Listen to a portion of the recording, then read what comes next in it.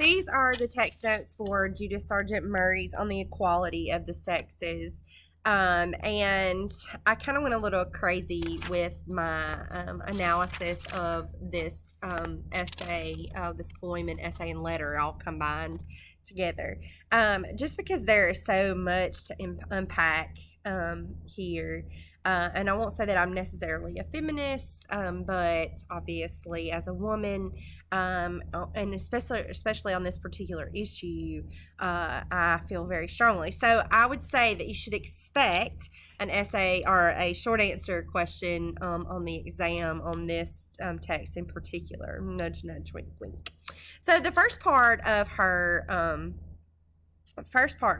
essay here is actually one of her own poems in which she summarizes the main points of her essay in rhyming verse. And she starts off and says, from the very get-go, that minds are not alike full well, I know. She's acknowledging the fact that inequalities exist. Okay?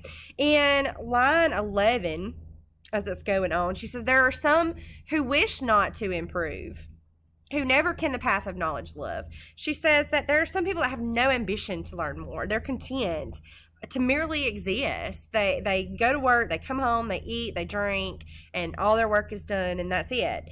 They're not driven to learn more. And she said, I'm not talking to that. That's not what this is about. Who I'm talking to are the people that have superior minds, that are driven by their curiosity to seek for each event a cause, tracing the hidden springs whence knowledge flows. She says there are people that have superior minds and they're driven to learn more. And that is not just a one-sex thing. Women can have that same desire, that innate desire to learn more. Okay?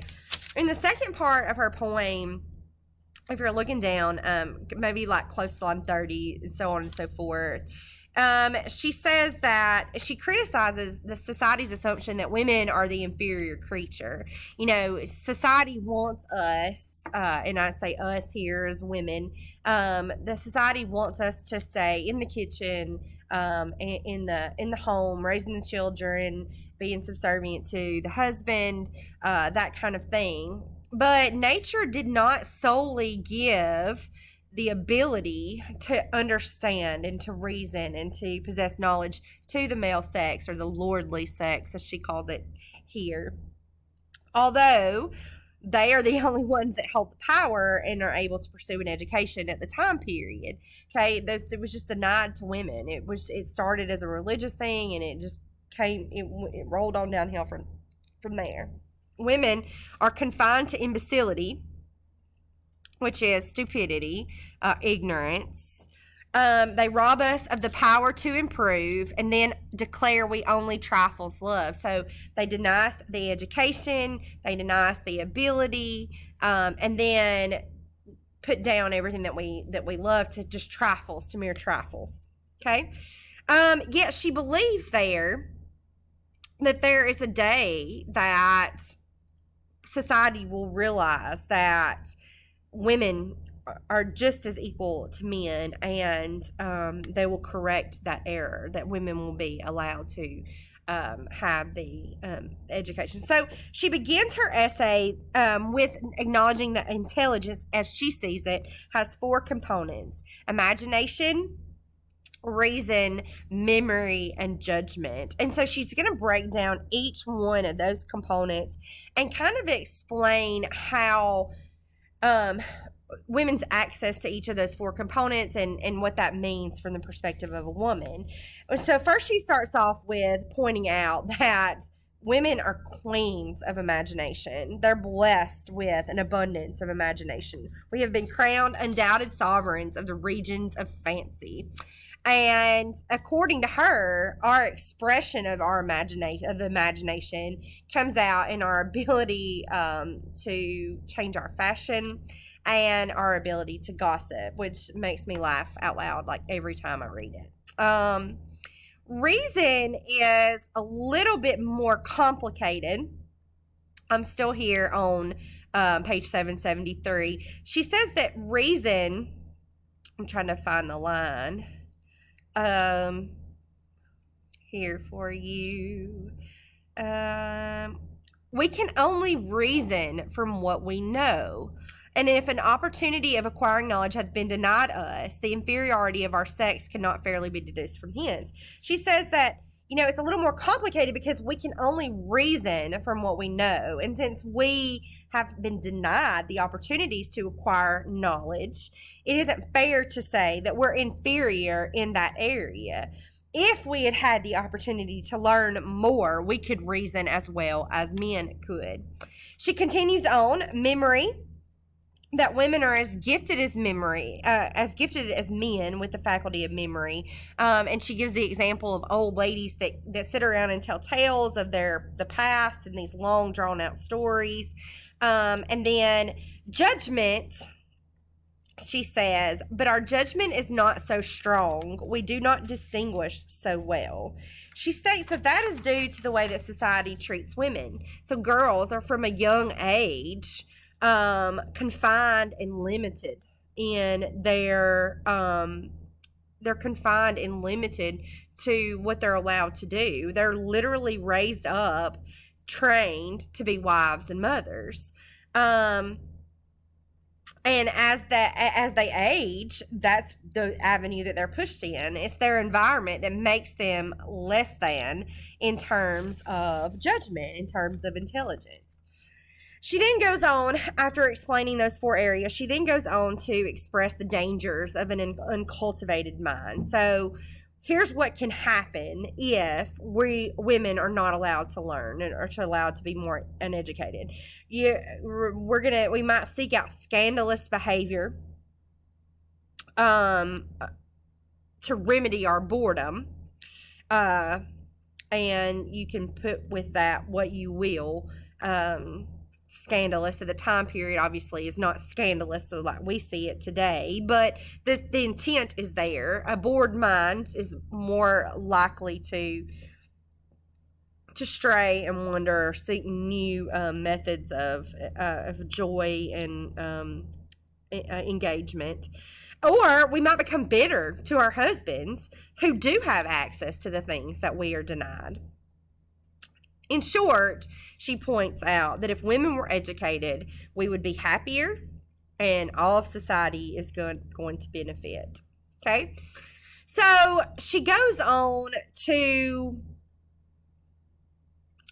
list to address the objections that men are going to have to her to this argument, because as any good person who arguer, is that a word?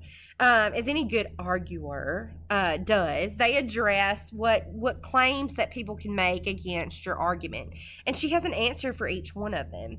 So she says that the first one is that if we are educated, that men would say that education would get in the way of or distract us from our domestic duties. And to that, she says that a woman who can manage her time well can do both. They can learn and take care of the domestic duties that are required of them. That women should be satisfied with their domestic lives. Why do they seek more? And she says that limitations against women are inconsistent with the fact that all individuals have a right to those inalienable rights to life, liberty, and the pursuit of happiness. She's reaching into that Declaration of Independence. Hey, isn't America, this new America, isn't it built on the fact that everybody has a right to be to pursue happiness, to life and liberty, and these are our inalienable rights? Why are men the only ones that should be allowed to do that? Then my favorite one by far is when she talks about men having greater physical strength, which means that they're superior to women, of a superior intelligence. And her argument for that is, well, animals are stronger than men, so that means that they're also mentally superior to men. If animals can it says men must be content to yield the palm to many of the brute creation, since by not a few of his brethren of the field he is far surpassing bodily strength. So if that's the reasoning behind that, then animals are superior to men in intelligence, which we know is not the case. Murray makes it really clear that she's not trying to establish that women are better than men here. She is basically trying to point out that it's our differences that allow us to live together in harmony and mutual aid. The man, with his strength, his physical strength, takes care of the woman, and the woman takes care of the home, and it's a symbiotic relationship where everybody benefits. She just wants equality. She wants women to have access to the same things that men do. The last part is really an interesting thing. It's a letter that was actually written 10 years prior to